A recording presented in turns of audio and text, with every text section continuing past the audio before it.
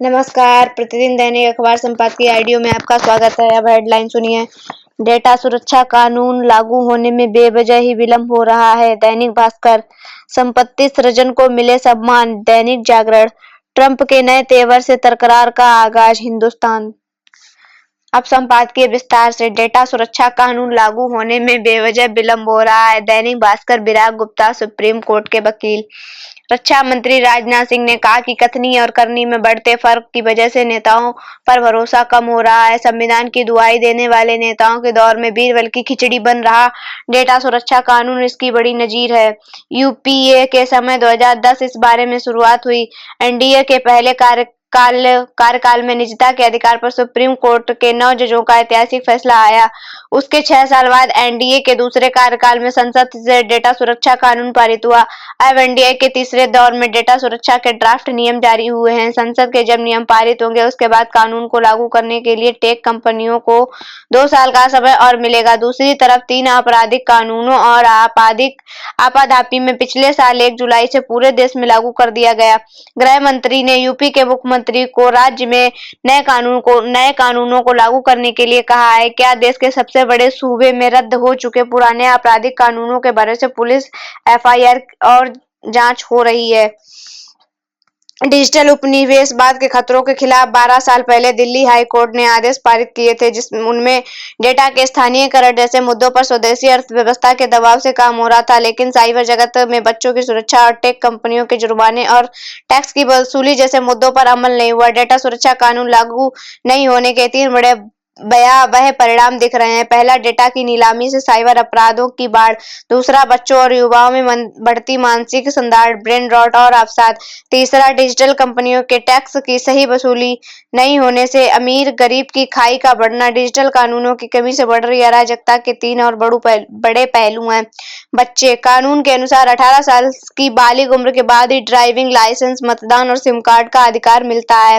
नाबालिग बच्चे drugs, cigarette और शराब का सेवन नहीं कर सकते और उनसे यौन संबंध बनाने पर पॉक्सो के तहत सख्त सजा हो सकती है। टेक कंपनियां अमेरिका में रजिस्टर्ड हैं। वहां के कानून के अनुसार 13 साल के कम उम्र के बच्चे सोशल मीडिया ज्वाइन नहीं कर सकते। टेक और गेमिंग कंपनियां भारत में 15 करोड़ बच्चों के निजी संवेदनशील डेटा और गैर कानूनी तरीके से व्यावसायिक इस्तेमाल कर रही है। लेकिन सरकार ड्राफ्ट नियमों में अभिभावकों की सहमति के बहाने टेक कंपनियों की जवाबदेही के मुख्य मुद्दे को भटका रही है। जुर्माना। हे सीरी, ओके गूगल, एलेक्सा और कोर्टाना बोलकर वॉइस सेवा का इस्तेमाल करने वाले निजी डेटा का एप्पल, गूगल, अमेजन और माइक्रोसॉफ्ट जैसी कंपनियां व्यावसायिक इस्तेमाल कर रही हैं। इसके खिलाफ अमेरिका में क्लास एक्शन सूट दायर हुआ। अदालत का फैसला आने से पहले एप्पल ने पीड़ित लोगों को 100 करोड़ का जुर्माना देकर मामला रफा दफा करने की कोशिश की है। 9 घंटे में इतना मुनाफा कमाने वाली एप्पल के लिए जुर्माने की रकम मामूली है। भारत में टेक कंपनियों की आमदनी के 4% तक जुर्माना लगाने का ड्राफ्ट कानून था। बाद में इसे कम करके 250 करोड़ कर दिया गया है, जिसका अब नए ड्राफ्ट नियमों में जिक्र भी नहीं है। एआई। डेटा की अंधाधुंध लूट से एआई का कारोबार बढ़ रहा है। एआई पर कानून बनाने के लिए प्रधानमंत्री ने पिछले साल आश्वासन दिया था, लेकिन उस पर अब कोई चर्चा नहीं है। 3 नए आपराधिक कानूनों की तरह आईटी, टेलीकॉम और डेटा सुरक्षा के 3 कानूनों की संहिता को देश की जरूरत है। आईटी सचिव के नवीनतम बयान के अनुसार आईटी कानून की जगह डिजिटल इंडिया कानून बनाने में अभी विलंब है। दूसरी तरफ संसद से पारित होने के बावजूद टेलीकॉम कानून पूरी तरह से लागू नहीं हुआ है। डेटा सुरक्षा कानून संसद से पारित हो गया, जिससे नियमों की नोटिफाई करने के 2 साल बाद लागू किया जाएगा। सभी दलों के नेता चुनावों में डेटा और एआई का बेखौफ इस्तेमाल कर रहे हैं, जबकि सोशल मीडिया के नाम पर जनता को फ्री की अफीम मिल रही है। ऐसे में सोशल मीडिया, ओटीटी और गेमिंग के प्रकोप और मानसिक संदाड़ से देशवासियों को बचाने के लिए सरकार को स्पष्ट और प्रभावी डेटा सुरक्षा नियमों को जल्द और सख्ती से लागू करके अपनी संवैधानिक जिम्मेदारी पूरी करनी चाहिए। संपत्ति सृजन को मिले सम्मान। दैनिक जागरण। प्रोफेसर केवी सुब्रमण्यम। हमारे राजनीतिक वर्ग से जुड़े कुछ लोग संपत्ति का सृजन करने वाले उद्यमियों के खलनायक की तरह दिखाने में लगे हुए हैं। जैसा रवैया भारत की प्रगति में बाधक है। अपना अनुभव साझा करूं तो बचपन में हमारे घर की एक सहायिका काम के लिए आती थी। वह हमारे और 9 अन्य परिवारों के यहाँ बर्तन साफ करती थी। इस तरह के वेतनभोगी निम्न मध्यवर्गीय परिवार एक महिला से रोजगार का 10वां हिस्सा बन गया। इससे विपरीत दुर्ग शहर के सबसे अमीर आदमी का एक जौहरी ने अपने उद्यम और घर में करीब 100 लोगों को रोजगार दिया हुआ था। उनके कर्मचारियों ने कारीगरी और बिक्री जैसे खास हुनर सीखे जिससे वे घरेलू सहायिका की तुलना में 100 गुना ज्यादा कमा सके। यह व्यवसाय न सिर्फ कई गुना ज्यादा नौकरियां देता है बल्कि हर नौकरी का वेतन भी 10 गुना ज्यादा था। जबकि एक वेतनभोगी परिवार संपत्ति सृजन के बजाय केवल उसका उपभोग कर रहा था। मेरे जीवन का यह किस्सा रोजगार उत्पन्न करने में संपत्ति सृजन की केंद्रीय भूमिका को दर्शाता है। आइए भारत की प्रगति में संपत्ति कर सृजन करने वालों को अहम योगदान को पहचानें और उनका सम्मान करें।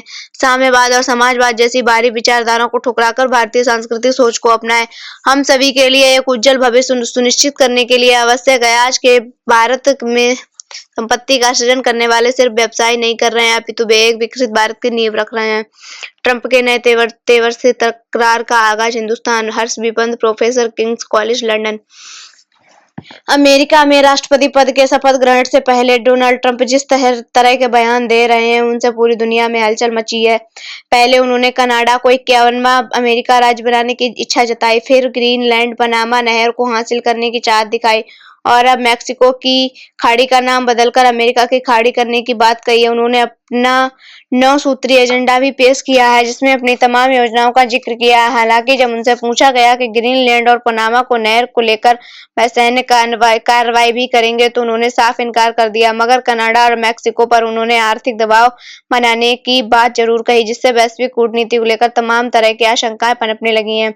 इन सबका शुरुआती संकेत यही है कि ट्रंप अशांति पैदा करने वाली अपनी पूरी कार्यशैली पर ही विश्वास कर रहे हैं। दुनिया भर में अमेरिका को लेकर जो सहमति रही है बदलना चाह रहे हैं। दरअसल दूसरे विश्व युद्ध के बाद अमेरिका सत्ता रिपब्लिकन के हाथों में रही हो या डेमोक्रेट के हाथों में, वे स्पष्ट रहे हैं कि अपनी विदेश नीति में अमेरिका सभी विस्तारवादी ताकत के रूप में दिखाई न पड़े।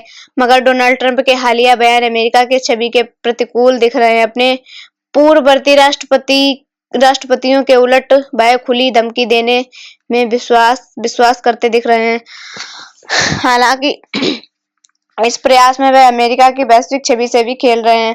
अगर डोनाल्ड ट्रंप 19वीं सदी के विस्तारवादी और औपनिवेशिक एजेंडा को आगे बढ़ाते हैं तो दूसरे देशों के साथ सहयोगी रवैया रखते हुए विश्व को आगे बढ़ाने या सॉफ्ट पावर की अमेरिकी छवि खंडित हो सकती है। सभी देशों को नाराज करना अमेरिका के खिलाफ जाएगा। अभी तक चीन को ही विस्तारवादी ताकत के तौर पर देखा जाता रहा है। अगर ट्रंप अपने दावों को हकीकत में बदलते हैं तो वह भी चीन के नक्शे कदम पर आगे बढ़ते दिखेंगे जिसका फायदा बीजिंग उठा सकता है। हालांकि फिलहाल लग तो यही रहा है कि यह सब दबाव बनाने और मोलभाव की ही राजनीति है। धन्यवाद।